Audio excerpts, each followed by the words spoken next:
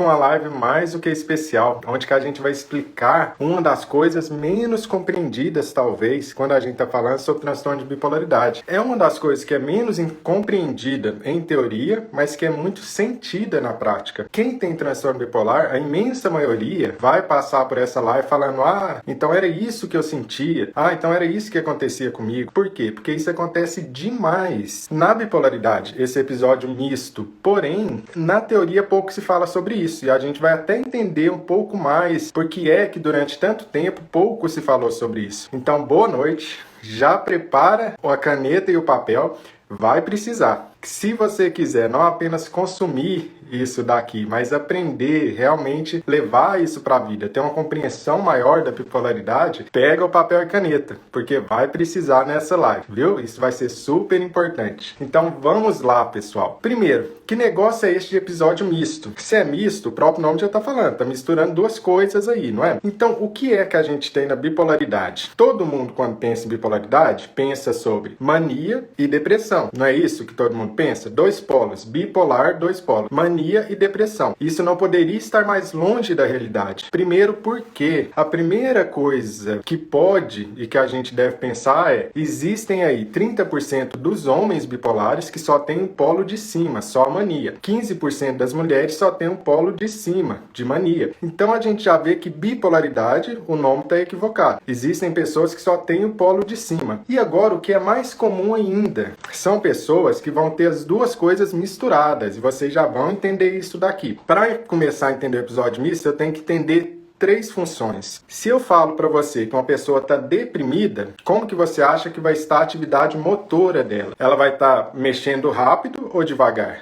Ela vai estar devagar, para baixo. Depressão é para baixo, certo? Então você espera de alguém com a depressão que ela esteja mais lenta, que ela esteja devagar, com dificuldade de fazer as coisas, não é isso? E aí, se eu falo para você sobre o pensamento de alguém que está em depressão, o que você espera? Que esse é um pensamento acelerado ou é um pensamento devagar, quase parando? Você espera que na depressão o pensamento é um pensamento devagar, quase parando. E se eu te falo do afeto, do humor dessa pessoa deprimida, o que você espera? Um humor bom ou um humor ruim? Você espera um humor ruim. Então a gente terminou de definir em três eixos principais o que é uma depressão pura. O que você espera? Quem pegou o papel e caneta, agora é a hora, porque a gente vai construir isso aqui juntos. Depressão, então, eu tenho uma atividade motora do corpo, como eu me movo para baixo, coloca a seta para baixo. O meu pensamento, ele tá lento, devagar, coloca seta para baixo aí no pensamento. E o meu humor, como que está?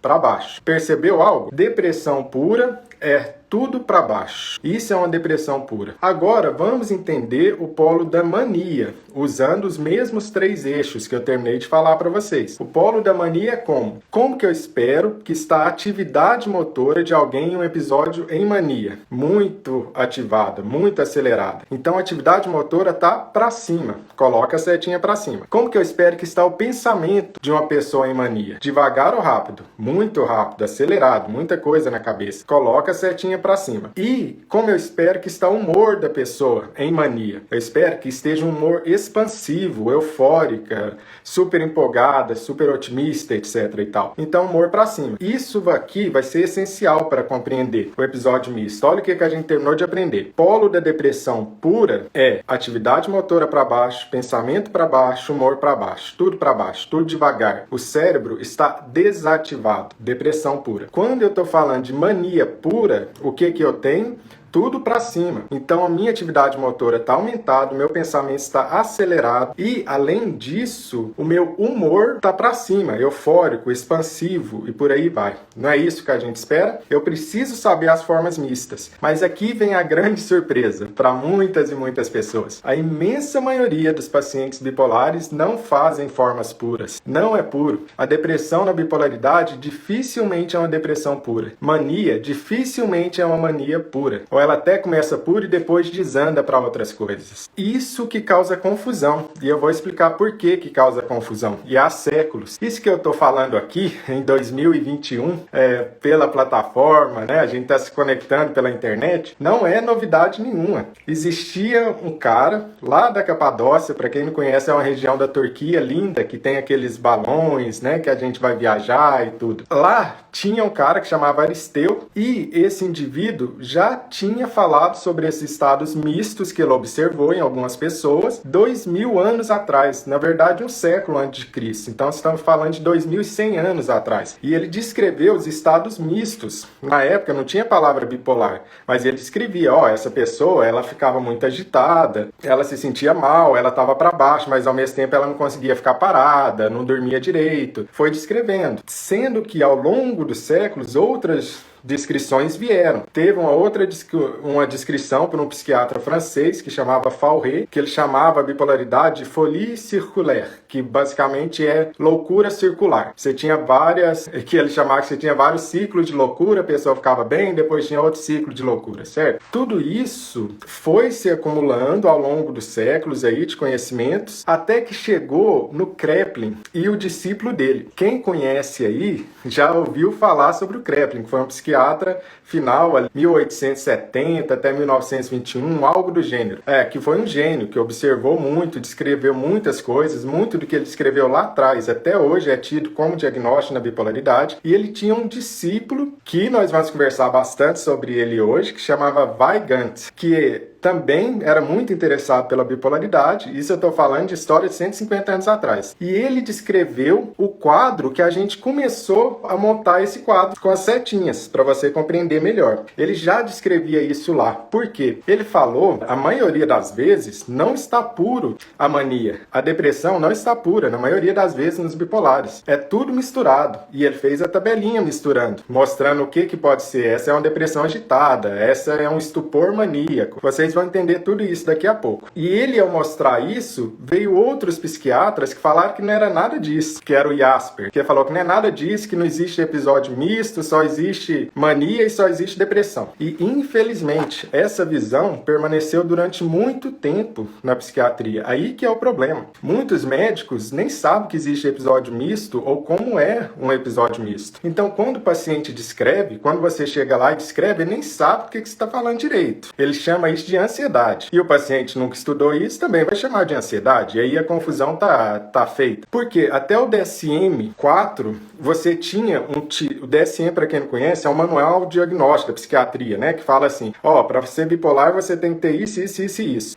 Ela foi uma tentativa de unificar todo mundo conversando a mesma língua. Até o DSM-4 era muito restrito para você diagnosticar episódio misto. Então quase ninguém nunca tinha esse diagnóstico. No DSM-5, que foi o último, o 4 foi em 1994, o 5 já é agora mais recente, o DSM-3 em 1980. Também nem se falava em episódio misto lá. No 5, que é o atual, já está se falando bem mais no episódio misto. Por quê? Porque quem conhece, quem atende transtorno bipolar várias vezes, todos os dias, isso daí é óbvio. Qualquer médico que atende bipolaridade todo dia vai te falar que isso daí é o feijão com arroz. Episódio misto é o que mais tem na bipolaridade. É o que mais tem.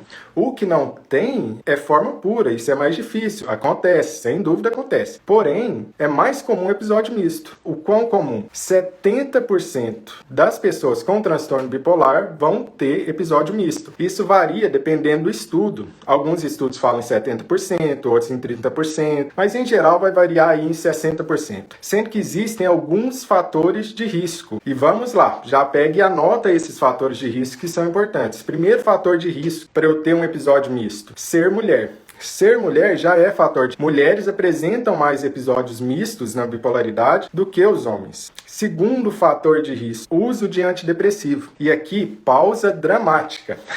Qual o problema que a gente tem hoje em dia? Todo mundo prescreve antidepressivo para tudo. Você vai na ginecologista, você tá com uma baixa libido, ela prescreve bupropiona. Você vai lá no nutrólogo com falta de apetite, fluoxetina ou bupropiona. Ah, você tá meio agitado, aí é ansiedade, aí passo isso e aquilo. O grande problema que a gente tem hoje é o excesso de prescrição de antidepressivo, que quando você dá pro bipolar, ele começa a fazer episódios mistos. Por quê?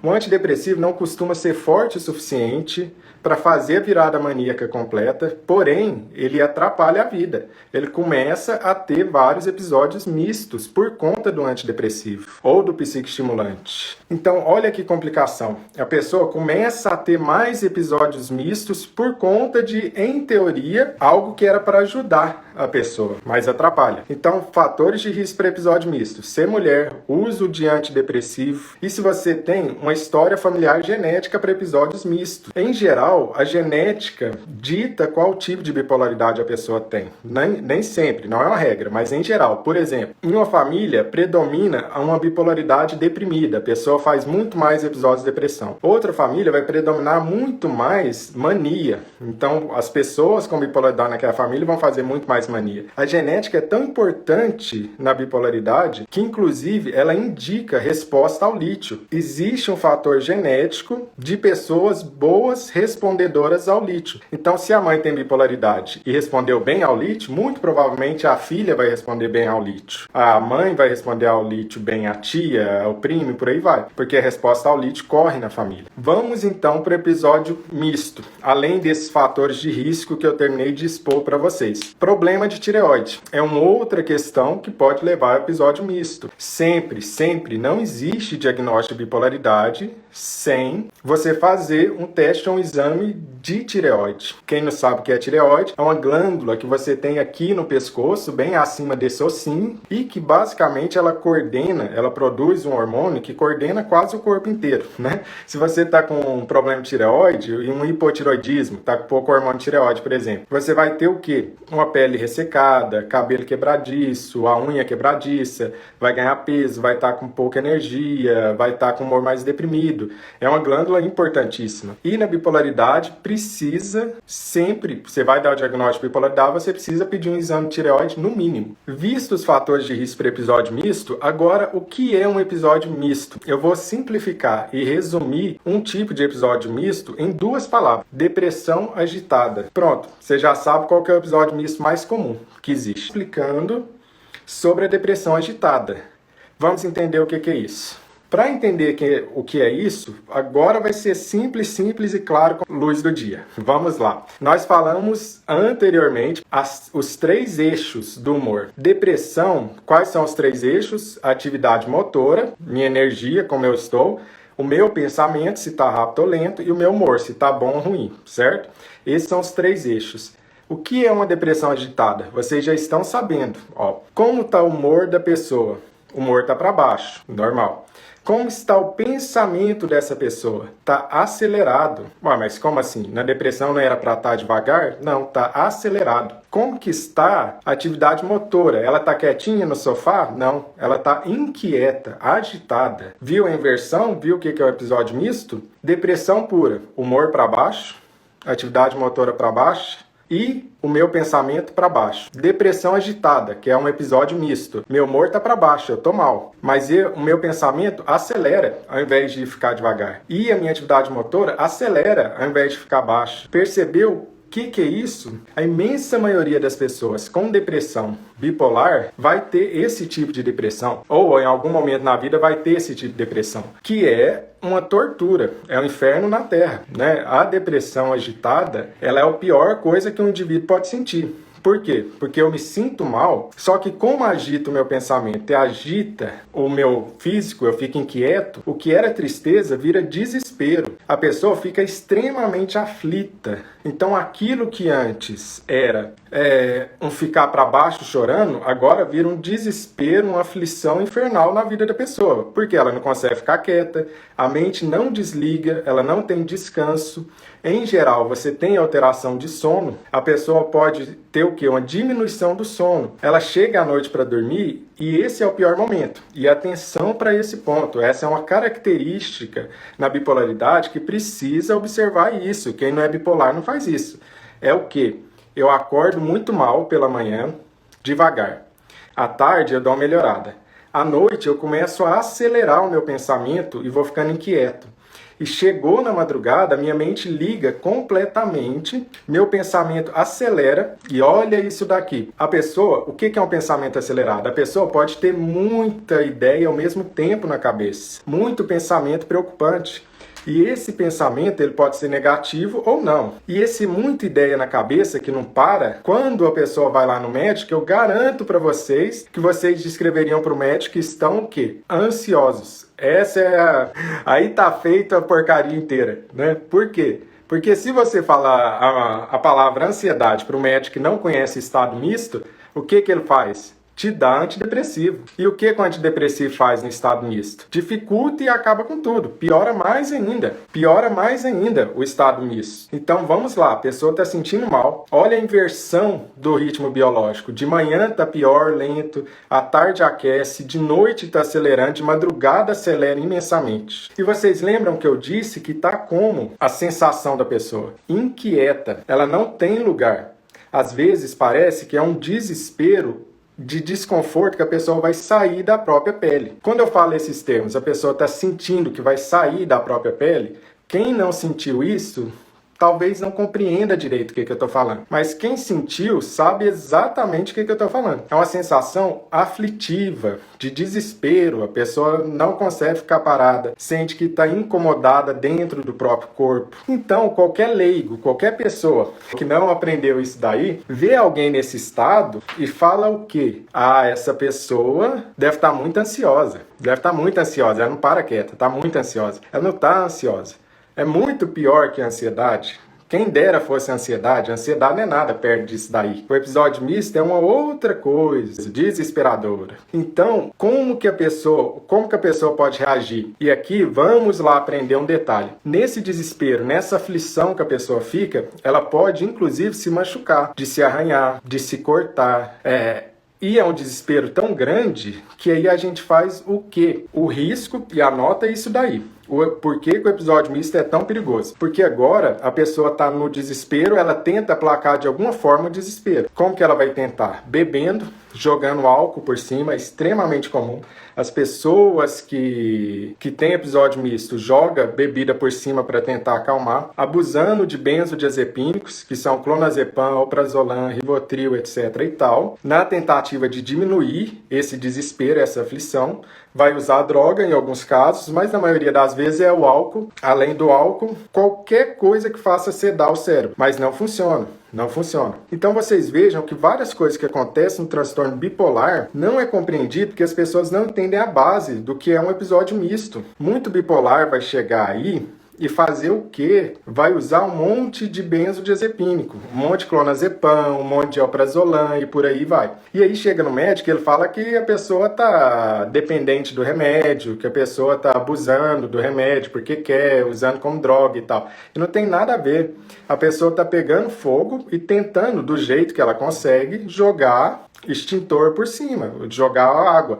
Não dá certo, é claro, não dá certo. Porém, é uma tentativa desesperada. Várias vezes eu já peguei no consultório pessoas que vinham com diagnóstico de dependência ao benzodiazepínico, usando 6 alprazolam por dia, 10 alprazolam por dia de comprimido. Você estabiliza o humor, acaba. A pessoa larga o alprazolam. Por que larga o alprazolam? Larga o alprazolam simplesmente porque não está sentindo mais o fogo.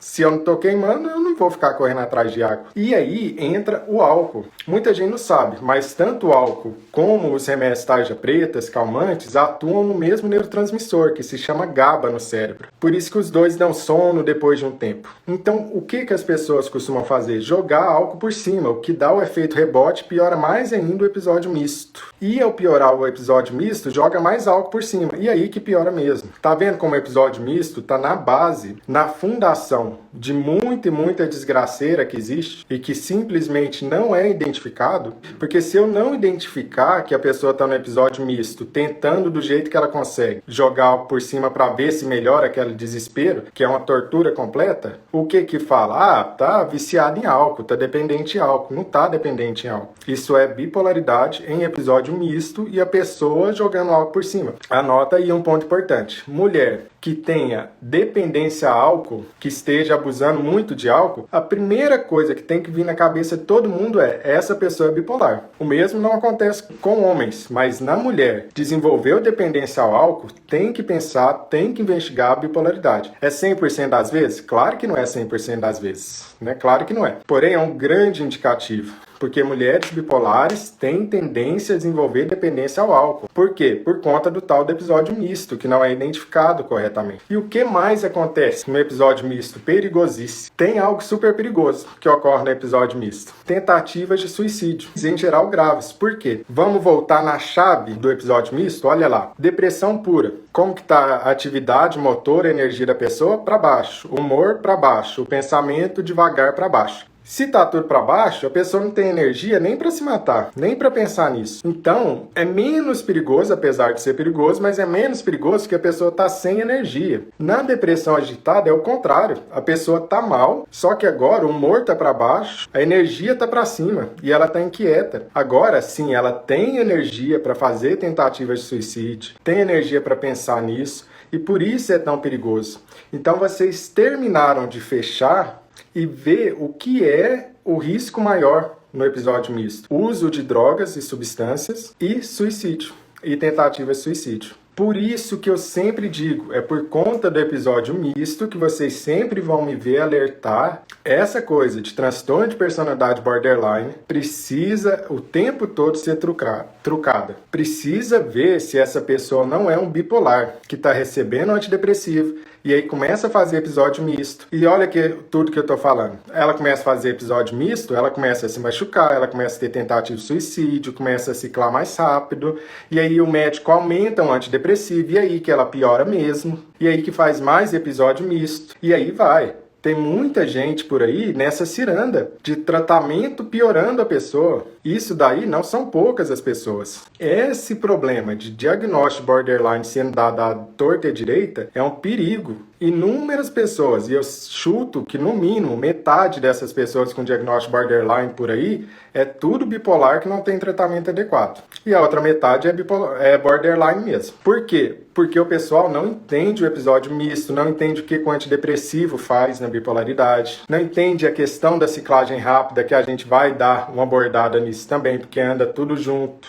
Daí o perigo, se você dá o diagnóstico para alguém que é bipolar de borderline, você vai tratar errado e vai piorar a vida dessa pessoa. Piorar é pouco, você vai piorar é muito a vida dessa pessoa. Se você dá o diagnóstico para uma borderline de bipolar e trata com bipolar, você vai estar até ajudando, porque muitos dos medicamentos e tratamentos da bipolaridade funcionam para borderline. Por isso que a gente precisa tomar cuidado com esse diagnóstico diferencial. Já perdi as contas de quantos diagnósticos eu precisei mudar no consultório que veio com borderline. Por quê? Porque a pessoa tinha se cortado e tentado suicídio. Isso não é suficiente para um diagnóstico borderline, porque um bipolar no episódio misto vai fazer isso, mesmo que nunca na vida dele ou dela ele tenha tido qualquer problema com vínculo. Agora, a gente aprendeu um tipo de episódio misto, a depressão agitada. Começamos por ela porque ela é o mais comum e mais frequente que existe aí. Vamos aprender um segundo tipo de episódio misto? O que é a mania pura? Expliquei olhando os 3 eixos. Humor para cima, atividade motora para cima, muito acelerado, pensamento acelerado. Mas e agora, se ao invés do humor da mania estiver para cima, eufórico, expansivo, ele está para baixo, disfórico, irritado, agressivo. Olha o perigo. Terminar de aprender um novo episódio misto. A pessoa está agitada, então ela estava acelerada, tudo para cima, era uma mania, até o humor apontar para baixo e ficar disfórica. E a gente já sabe, desde a época do Kraepelin, né, mais de 150 anos atrás, que a mania disfórica ela é mais difícil de tratar. O que é disforia? Uma extrema irritabilidade, uma extrema insatisfação com tudo, com a vida, um mau humor terrível, né, que pode beirar a agressividade. Então, já aprendemos um novo tipo. Mas, Renato, nessa toada que você está tendo, eu posso deduzir quais são todos os outros episódios mistos? Você pode deduzir. Olha lá. E uma mania, onde que era para ter as 3 setinhas para cima, e agora a única coisa que está para baixo é a atividade motor. Existe? Existe sim. Olha só. O pensamento está extremamente acelerado, o humor está para cima expansivo, mas a pessoa não consegue se mover muito, ela fica parada, lentificada. Olha que coisa mais não esperada, hein? E se chama estupor maníaco. Então existem pessoas que fazem episódios de mania com o pensamento extremamente acelerado, humor expansivo, porém que não se movem muito. Tá vendo como a gente tá numa zona onde que aquelas definições só de mania e depressão, bem simples assim, bem caricatural, não se aplicam mais? E essa é a realidade. E é por isso que muitas vezes o transtorno bipolar é tão complexo e difícil de ser tratado corretamente. Porque se pensar só na depressão pura, na mania pura, você vai perder a imensa maioria das pessoas que são bipolares, que fazem, na verdade, episódios mistos, não são episódios puros, pode fazer também, mas a maioria dos casos são episódios mistos e estão numa zona que é cinza. E a culpa não é do paciente, a culpa é do nosso sistema classificatório de manual diagnóstico, que está evoluindo, é verdade, nessa direção, porém que não consegue abranger a complexidade da quantidade de apresentações do transtorno bipolar. Então eu preciso simplificar. O que eu quero dizer? Vocês estão me vendo aqui, né? Um rosto, 2 olhos, uma boca. Se uma criança de primário vai me desenhar, ele coloca uma bolinha, 2 pontinhos que são os olhos, uma boquinha. Se você olha aquilo ali, você sabe o que ele está representando. O que ele está representando? O Renato, um rosto humano. Porém, a realidade do meu rosto é muito diferente da representação simplista que aquela criança desenhou. Porém, quando você olha para o desenho da criança, você reconhece que é um desenho de um rosto. A mesma coisa é o estágio atual que estamos na classificação diagnóstica para bipolaridade. É uma visão simplista que nos leva a conseguir falar a mesma língua entre os médicos, entre os pesquisadores. Dá para entender o que é a bipolaridade, né? Você olha e fala, estamos falando do tal transtorno bipolar. Dá para entender. Mas nem de longe consegue abranger toda a complexidade de apresentações que existem na bipolaridade. Por que não? Muitas pessoas que estão assistindo a lives ou são bipolares ou são familiares de pessoas com bipolaridade que querem aprender sobre isso, ou profissionais de saúde que lidam com isso. Pensa na enormidade do que eu vou te falar agora. Existem 226 genes que estão identificados e ligados à bipolaridade. E as variações desses genes vão fazer aquela apresentação de sintomas que a gente chama de bipolar. Só que se você é bom em matemática e análise combinatória e tudo, vocês vão ver que 226 genes podem ser combinados de 35 mil formas diferentes. Olha a complexidade que é isso. Então não existe um transtorno bipolar. Existem inúmeros, milhares de formas de ser bipolar. Então, bipolar tem aqueles que só vão deprimir e lá no final da vida faz um episódio de hipomania, fraquinho, que você nem vê. Tem aqueles que só fazem episódios maníacos, que destroem a casa inteira e precisam ser internados. Tem aqueles que são extremamente produtivos, fazem 3 faculdades, trabalha muito, ganha um monte de dinheiro, escreve o nome na história e deprime com 40 anos de idade. Então, o número de apresentações e formas diferentes da bipolaridade são imensas. E os episódios mistos entram nisso. Por isso que eu preciso entender episódios mistos, porque a maioria das pessoas vai estar em episódio misto. E o que aprendemos até agora? Vamos dar uma resumida para a gente não se perder. Maior risco de ter episódio misto. Mulher ter usado antidepressivo ou usar antidepressivo. Problemas de tireoide também confere um risco maior. E história familiar de episódios mistos. Por que o episódio misto é tão perigoso? Porque ele tem uma maior taxa de abuso de álcool, drogas e remédios calmantes, e ele tem uma maior taxa de tentativa de suicídio. E o que ocorre também no episódio misto é um aumento da impulsividade, sendo que o meu humor está para baixo ao mesmo tempo. Então, o que a gente precisa ver? E como que eu trato isso? E aqui a coisa pega. Por quê? Porque o tratamento de episódios mistos, lá atrás, quando se começaram a estudar isso, Sabe como que descobriram o tal do episódio misto?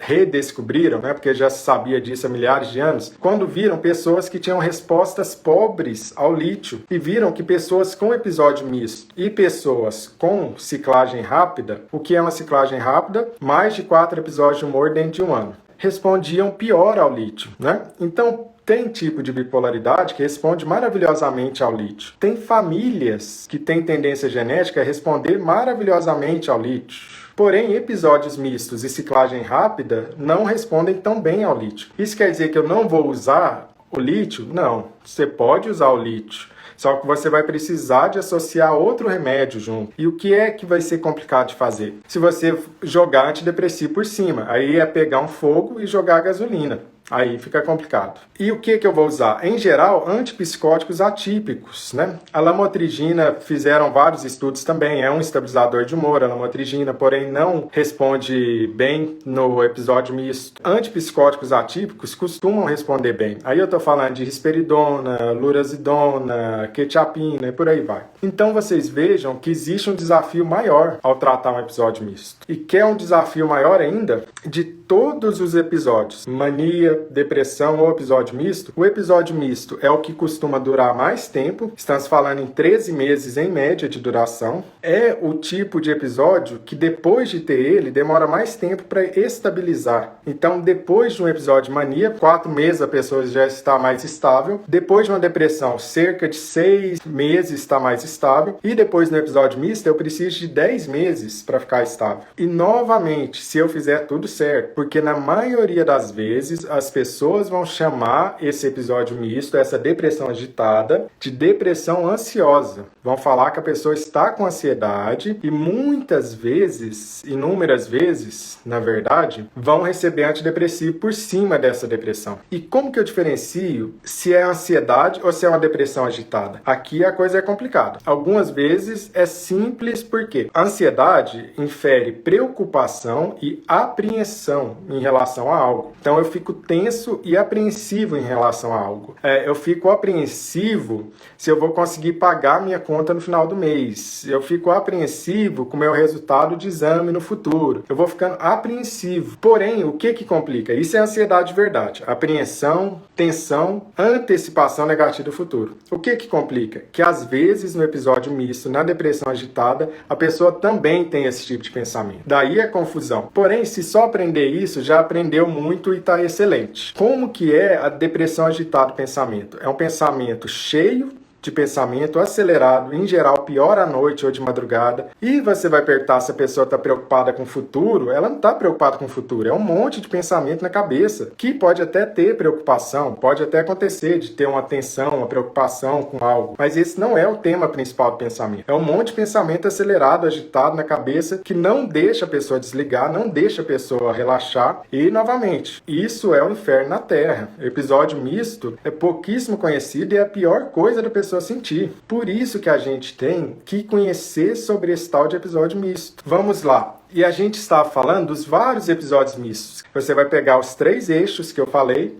humor, pensamento, atividade motora, e agora você vai colocar mais em todos, aí você começa a brincar, você coloca menos em um, depois coloca menos em outro, e fica imaginando como que é cada um desses estados. Porque olha só, eu posso brincar agora de fazer o quê? Depressão. É pro humor tá para baixo, é pro pensamento tá para baixo, e é pro... Mas e se agora o meu humor tá para baixo, minha atividade motora tá para baixo, mas o meu pensamento tá acelerado? Pronto, você terminou de descobrir uma forma de episódio misto. É uma depressão, onde que a pessoa fica para baixo, o humor dela tá mal, ela fica ao mesmo tempo energia, não conseguindo se mover muito, e acontece o que com ela? O pensamento acelera, o pensamento agita, o pensamento não para na cabeça. Viu só?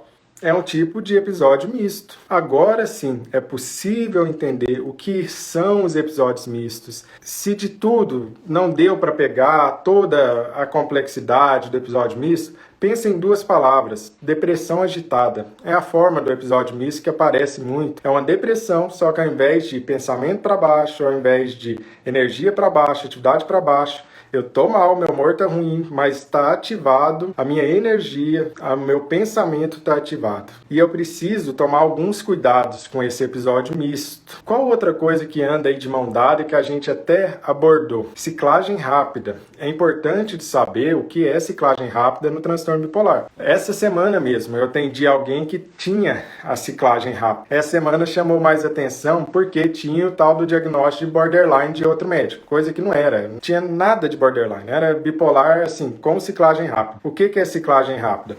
Quando a pessoa faz mais que 4 episódios de humor dentro de um ano. E o que é uma ciclagem ultra rápida? É quando a pessoa faz mais de 4 episódios de humor dentro de um mês. E o que é uma ciclagem ultradiana, mais rápida ainda, é quando a pessoa oscila dentro do próprio dia. Tá vendo a diferença? De ter uma visão limitada do transtorno bipolar para começar a ver o transtorno bipolar com todas as suas facetas, com todas as suas formas de ser, porque isso tem melhora, mas eu preciso saber como. Se acontece de alguém ter ciclagem rápida, mais de 4 vezes no ano, também a resposta ao lítio não é tão boa. Eu preciso pensar em outras possibilidades terapêuticas. E vai ficar cada vez mais confuso com a tal da questão da personalidade. Porque a pessoa vai ficar oscilando tanto, imagina, 4 episódios de humor dentro de um mês, na ultra rápida, né? Isso vai oscilar tanto para a pessoa que ela vai ser classificada como alguém que é instável, alguém que é difícil, alguém que não dá para contar, não dá para confiar porque está sempre mudando. Olha o prejuízo na vida dessa pessoa. E não é porque ela quer, não é por personalidade, nada disso.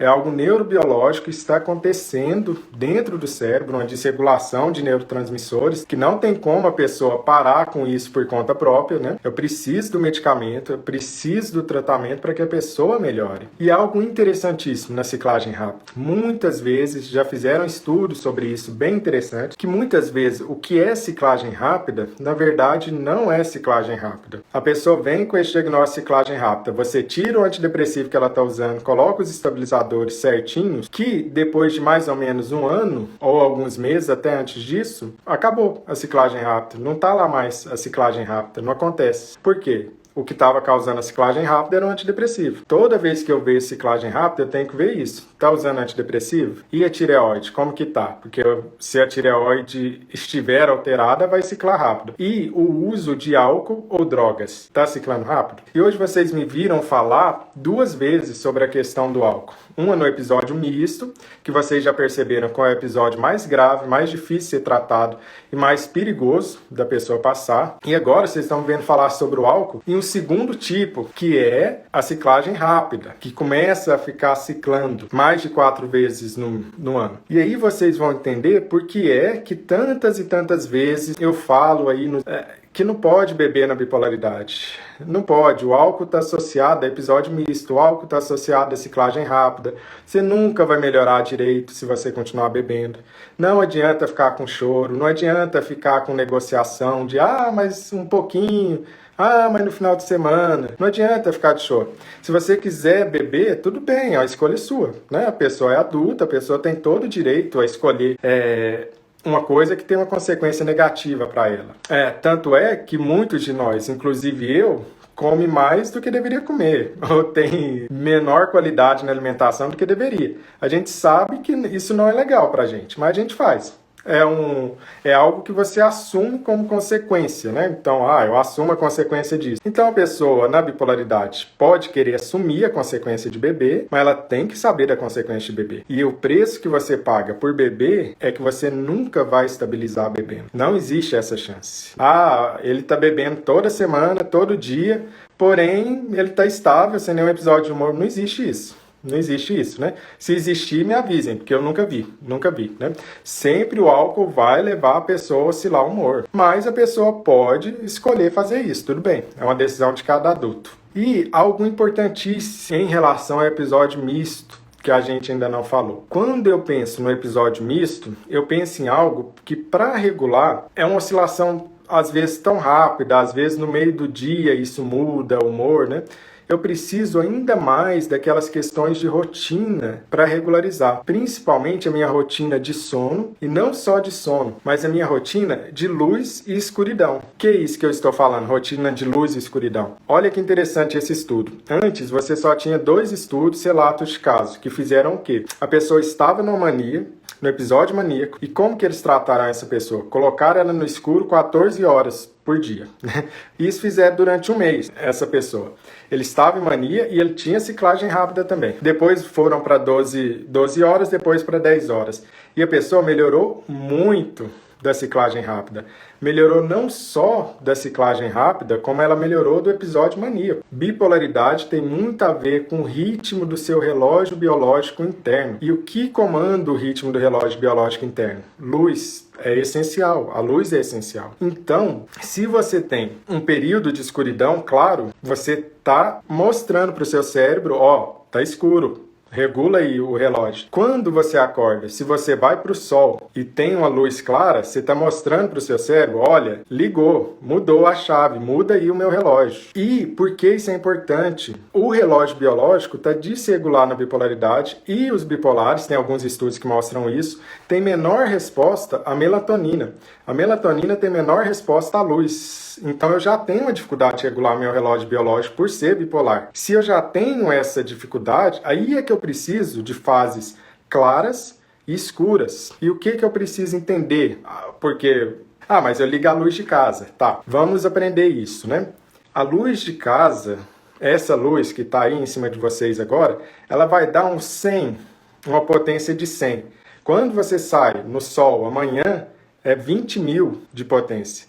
É algo incomparável. A luz do sol, ela tem uma potência muito maior do que qualquer luz artificial aqui. Então, na bipolaridade, eu preciso de quê? Escuro à noite e claro, verdadeiramente, luz solar de dia. No Brasil, a gente está privilegiado. Os bipolares na Europa sofrem mais. Por quê? Porque lá você tem períodos onde você não tem luz do sol praticamente. O sol vai brilhar 4 horas e fracamente, né? Isso prejudica as pessoas com transtorno bipolar. E em relação à sazonalidade, a estação do ano, a gente também está privilegiado. Por quê? A sazonalidade do ano, ou seja, uma estação definida de inverno, uma estação definida de verão, prejudica e pode desencadear episódios de humor, como episódios depressivos, principalmente nos meses de inverno, que a gente chama de depressão sazonal. No Brasil, você ainda encontra bipolares com essa sazonalidade, que vão deprimir no meio do ano, no nosso inverno, né? Por agora, que toda vez deprime no inverno. Na Europa, como é muito mais forte esse inverno, essa questão com a luz, então você tem isso bem mais forte, essa depressão sazonal, do que no Brasil. Então, vejam como eu preciso tentar ajustar o meu relógio interno para que com isso o meu humor se regule. Então eu preciso de escuridão à noite, o que quer dizer que as telas artificiais têm que ser desligadas, que eu já preciso começar a desligar a luz que tem por perto. Tanto é que tem outro estudo super interessante, que você consegue induzir mania em pessoas com transtorno bipolar se você joga muita luz nela durante muito tempo. Uma das coisas que está bem definida naquela terapia de luz, quem não conhece, existe uma terapia de luz para depressão, né, que não tem tanta evidência assim na bipolaridade, mas tem alguma evidência. Dos efeitos colaterais é o quê? A pessoa ter episódio de hipomania e mania, simplesmente por estar recebendo luz demais. Ela começa a fazer virada de mania e hipomania, de tão importante que isso é.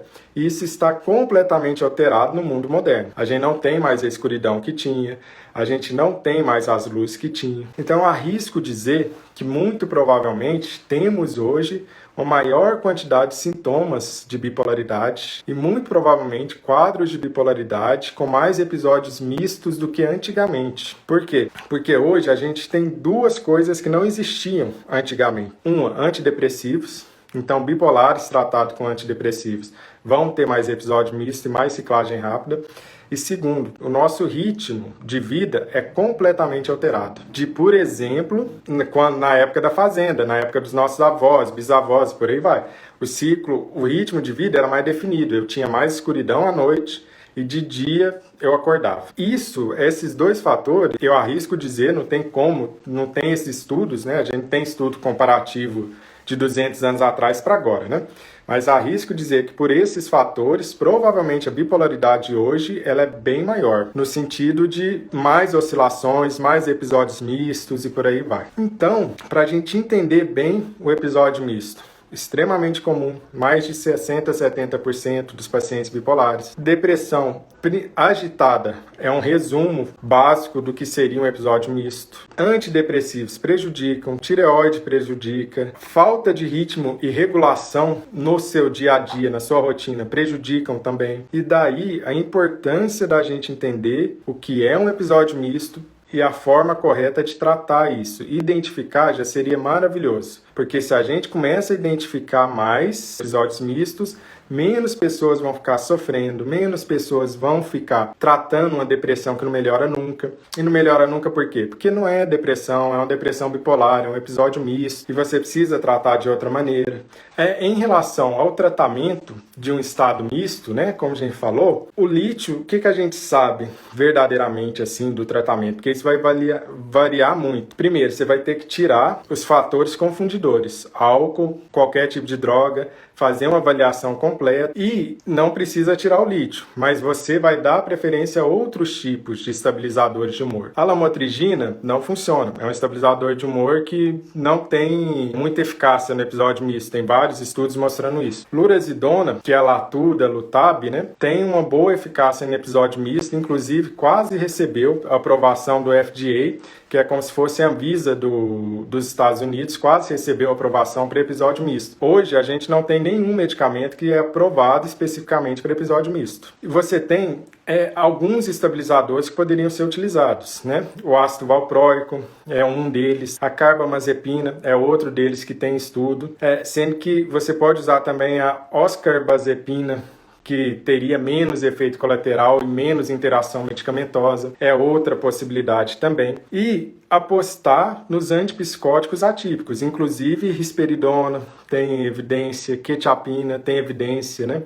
Antidepressivo, nem pensar, né? Nem pensar, apesar de ter alguns estudos com estabilizador mais antidepressivo junto, são estudos com metodologia muito falha, assim, não daria para avaliar isso. Então você tem várias possibilidades. A questão é achar a combinação correta. Essa que é a dificuldade no episódio misto. É achar a combinação correta e não ficar perdendo tempo em medicamentos, em tentativas, em ensaios clínicos que a gente já sabe que tem menor chance de funcionar. Então, se a pessoa nunca usou o lítio, provavelmente não seria a melhor das ideias.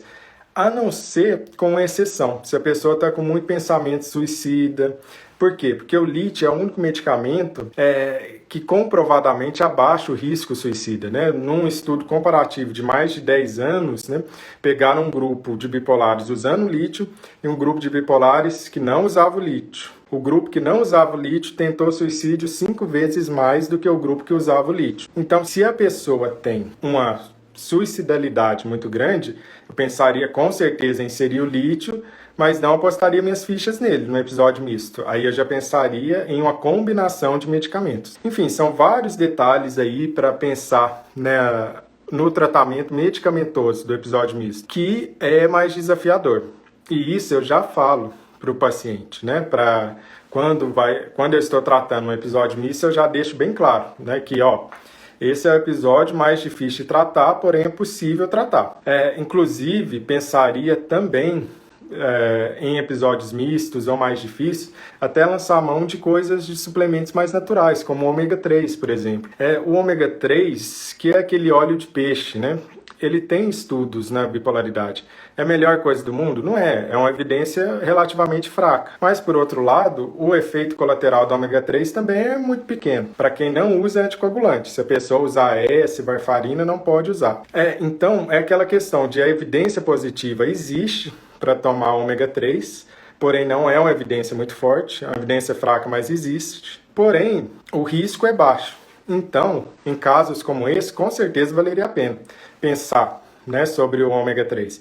Não é qualquer ômega 3, né, que funciona. Você tem que ter no mínimo 60% de uma parte que chama EPA, e você tem que ter no mínimo 1000 miligramas dessa parte de EPA. para funcionar, né? Pelo menos essas são as doses que tem os estudos que mostram que tem benefício na depressão bipolar. A questão do episódio misto é que você tem pouca evidência clara, porque quase todos os estudos que a gente tem de episódio misto, não foi só episódio misto. Você pegava pessoas com mania e com episódio misto juntos, ou com depressão e episódio misto junto. Então a evidência fica toda bagunçada. Aqui tem uma pergunta, né? Se é possível no transtorno bipolar alcançar estabilidade sem medicação. A resposta é não, não é possível, né? É algo que é neurobiológico, né? Com causa genética.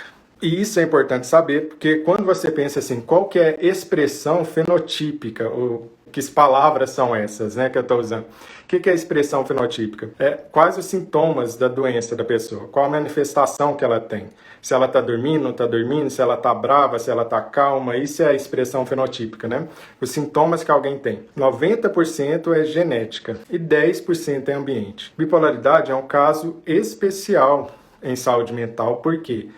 É o transtorno com maior causa genética que existe dentro da saúde mental, dentro da psiquiatria. Nenhum outro transtorno é tão genético como a bipolaridade. Então, quando eu dou um diagnóstico de bipolaridade, se não tiver ninguém na família, o diagnóstico está errado. Ou a pessoa é adotada. Isso não existe. Bipolaridade, quem tem vai ter um monte na família. É que não recebeu o diagnóstico, mas vai usar álcool, vai ser uma pessoa super estável, uma pessoa noturna, que não dorme hora nenhuma, ou que sempre prefere a noite, que passa períodos de extrema irritabilidade ou expansividade, depois está deprimida, e depois está com compulsão por compra, ou está com obesidade, ou está com problema com álcool. Ou a família é muito desestruturada, porque todo mundo está brigando com todo mundo, porque todo mundo é bipolar, que não recebeu o diagnóstico. Então, bipolaridade é isso. Então, se eu tenho a minha genética, eu vou expressar essa genética em algum momento. Mais cedo ou mais tarde, eu expresso a minha genética. E essa expressão genética é uma alteração de neurotransmissores. Você tem um excesso de dopamina e de glutamato. Isso pode acontecer também outras coisas, além dessa alteração de neurotransmissores. Você tem uma hiperreatividade de um eixo que a gente chama de hipófise, hipotálamo e suprarrenal. Eu tenho uma elevação de cortisol no meu sangue, mesmo quando está eutímico, quando você vai dosar o cortisol no sangue dos pacientes transtornos bipolares, em qualquer fase tem alteração. Você tem aumentos de algumas regiões específicas de áreas cerebrais, principalmente a amígdala, por exemplo. Então, vejam que é um conjunto de questões reais, orgânicas, com causa genética, que se expressam na emoção. Por se expressar na emoção, alteração de ritmo circadiano, o que acontece? As pessoas começam a achar que isso não é tão real assim, que não é igual quebrar um braço, né? Mas a verdade é que é tão real quanto quebrar um braço. Ninguém pergunta, por exemplo, tem como melhorar desse braço quebrado aí sem um gesso? Ninguém pergunta isso, porque braço quebrado tá lá, todo mundo tá vendo que é real. Mas na bipolaridade, como você não tá vendo, muita gente pergunta, será que não tem como ficar sem um remédio? A verdade é que não tem, porque é tão real quanto um braço quebrado. A pessoa não fica deprimida porque ela quer. Ela fica deprimida porque o cérebro dela desativa, altera os neurotransmissores completos e ela não tem nenhuma energia. Quando ela fica irritada, quando fica sem dormir, é um excesso de dopamina no cérebro. Não é porque quer, é porque não tem jeito. Deitar na mesma hora, acordar na mesma hora é um estabilizador de humor. Então, se eu uso lítio, mas meu sono é desregulado, eu uso um estabilizador de humor. Se eu uso lítio, mas eu deito 10 da noite e acordo 7 da manhã, eu uso 2 estabilizadores de humor. Eu estou usando 2 remédios. Sono regular, ritmo de sono na bipolaridade funciona como remédio. Essa é a rotina que funciona. Deitar na mesma hora, acordar na mesma hora, se alimentar na mesma hora, nada de açúcar, nada de carboidrato, atividade física diária, sem choro nem vela, atividade física diária, nada de álcool, zero cafeína, zero qualquer droga. É possível sim eu ajudar o remédio. Porque eu posso não dormir 10 horas toda vez e acordar às 7. Mas eu também não preciso ficar em dormir 2, 3 da manhã. Então uma certa regularidade do sono é essencial. Eu não preciso ter a alimentação perfeita do mundo, mas eu também não preciso ficar comendo um pote de sorvete de madrugada, porque isso vai piorar a bipolaridade. Exercício todo dia às vezes é difícil, mas 3 vezes na semana dá. Por isso que eu sempre digo isso, não na ilusão de que vocês vão conseguir todas essas mudanças comportamentais, porque isso é muito difícil de fazer, muito difícil de fazer. Porém, você vai nessa direção. Então, eu quero ser um médico que sabe tudo sobre bipolaridade. Eu nunca vou conseguir isso, não tem como saber tudo sobre o tema. Mas eu vou nessa direção, eu vou estudar o máximo que eu posso, sabendo que eu vou fracassar, mas quanto mais eu tento essa meta, mais eu chego próximo dela, mesmo que eu nunca chegue nela de verdade. Do mesmo jeito, é todas as questões do tratamento não farmacológico na bipolaridade. Você aspira a essa meta, você deseja essa meta, e você caminha na direção dessa meta, mesmo sabendo que você nunca vai atingir essa meta. Mas ao tentar, ao caminhar nessa direção, você já faz muito por si mesmo, já faz muito por quem vive com você, porque a bipolaridade não é só sua, a bipolaridade afeta você e todas as pessoas ao seu redor. E depois de aprender verdadeiramente sobre bipolaridade, né, as pessoas olham para trás e veem o quanto de prejuízo, o quanto de problema que surgiu na vida por aquilo que era sintoma, e a pessoa nem sabia que era sintoma. E para familiar é muito importante de aprender isso, quem for familiar e estiver assistindo a live. Né? Existem fases de mania, hipomania, que a pessoa pode ficar muito parecida com alguém que é sociopata ou com alguém que é psicopata. A pessoa fica fria, ela fica insensível à dor do outro, ao sentimento do outro. Então ela fica pouco empática. Ela pode ficar grandiosa, mais narcisista, cheia de si, só preocupada consigo mesma. E se sentir realmente fria, calculista. Então a pessoa fica numa fase como essa. Isso é sintoma de bipolaridade. Se isso for uma fase, atenção, isso é importante. Porque existem psicopatas verdadeiros. A pessoa é assim desde criança. Ao longo da vida toda, ela sempre é fria, sempre se importa pouco com os outros. Né? No bipolar não é assim. Era uma pessoa que era carinhosa, capaz de se vincular, capaz de se importar com o outro, e de repente entra numa fase onde que ela fica fria, distante, não liga a mínima, machuca os outros ou fala com o outro absurdos assim, não liga, fala, tô nem ligando para isso, eles que são isso e aquilo, né? E fica de um jeito que afasta os outros. Esse é o problema. Porque se fosse alguém triste, chorando, pedindo ajuda, muita gente ia se condoer disso, né? Ia ser movido por isso e falar, vou ajudar essa pessoa. A pessoa tá chorando, pedindo ajuda. Mas quem é que quer ajudar? Alguém que está sendo frio, alguém que está sendo grosso com você, e além disso, arrogante e brincando da sua cara. Isso afasta. E as pessoas que têm o azar de ter esse tipo de sintoma, porque isso é um azar, acaba afastando e não recebendo ajuda. Não são todos os bipolares, isso existe e é preciso a gente ficar atento. Assim que sair da fase de mania, ela sai dessa fase de frieza, de falta de sentimentos, etc e tal.